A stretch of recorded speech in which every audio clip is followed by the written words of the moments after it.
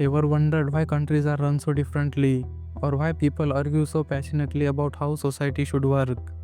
It often comes down to deeply held beliefs about freedom, fairness, and who holds the power. In today's video, we are diving deep into some of the most influential political and economic ideologies that have shaped our world. We will explore what they stand for, their surprising upsides, and critical drawbacks you need to know about. Get ready to see these powerful ideas in a whole new light. Let's start with liberalism.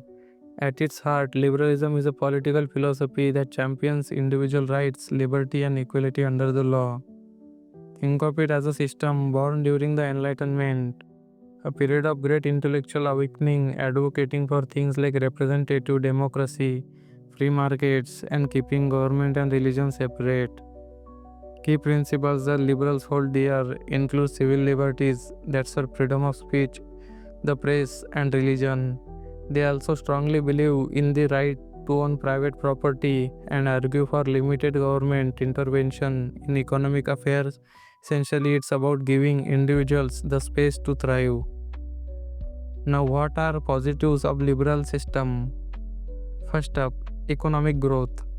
Liberalism often goes hand in hand with free markets.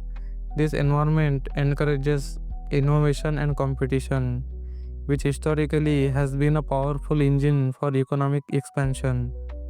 Secondly, civil liberties. Liberal democracies place a high priority on individual freedoms. This focus helps foster pluralism where diverse groups and beliefs can coexist, and it's crucial for protecting the right minorities. And third, global influence. Liberal ideals have been fundamental in shaping international institutions we rely on today, like the United Nations.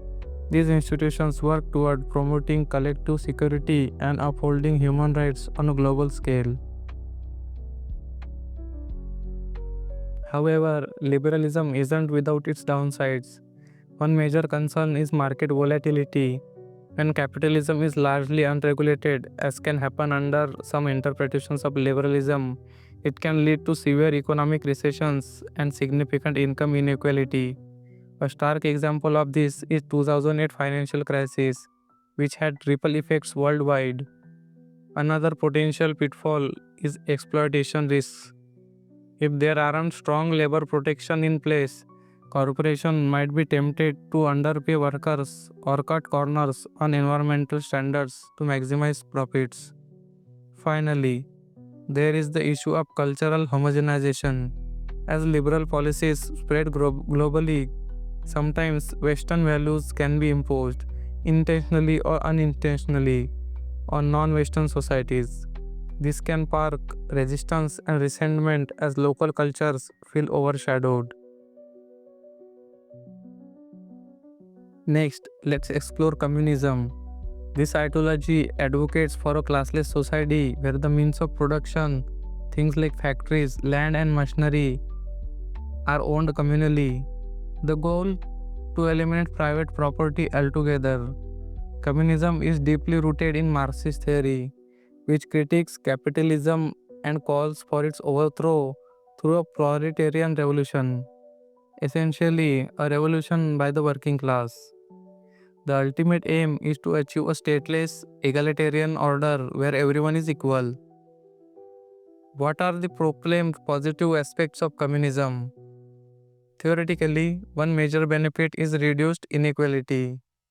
By abolishing private ownership of the means of production, communism aims to eradicate the vast wealth disparities that can exist in other systems.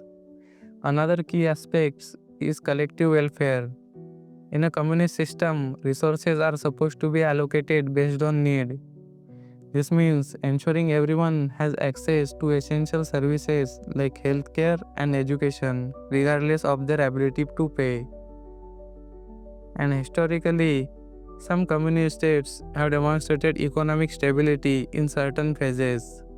For example, central planning in the USSR led to periods of rapid industrialization, transforming an agrarian society into an industrial power in a relatively short time. But as history has shown, communism comes with significant negative aspects. A common problem is bureaucratic inefficiency.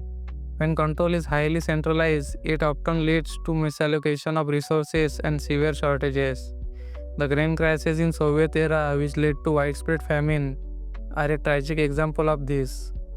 Furthermore, many regimes that have operated under the banner of communism have been authoritarian, leading to suppressed freedoms. Countries like Maoist China saw dissent brutally stifled and civil liberties severely curtailed.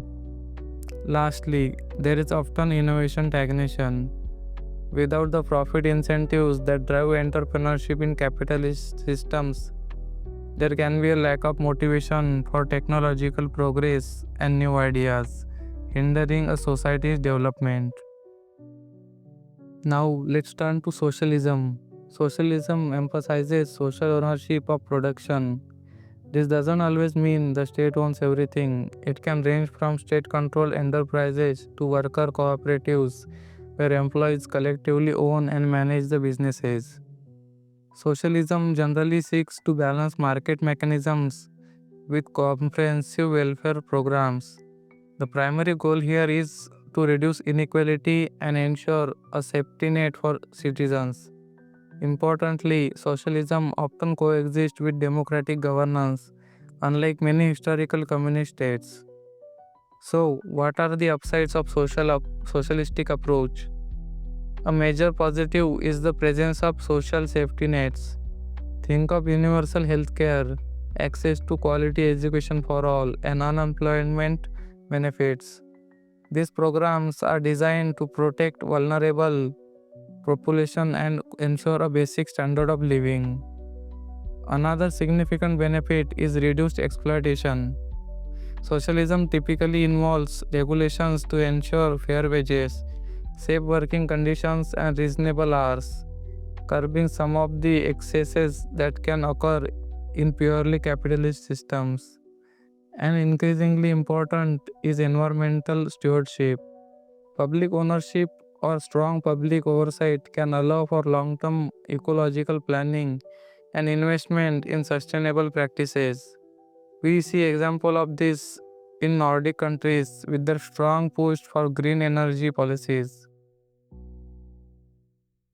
However, socialism also faces criticism and has potential negative aspects. One concern is economic inefficiency. Critics argue that overregulation, a common feature in some socialistic economies, can stifle productivity and innovation. The severe economic collapse in Venezuela, while complex, is often cited as an example where socialist policies led to dire outcomes.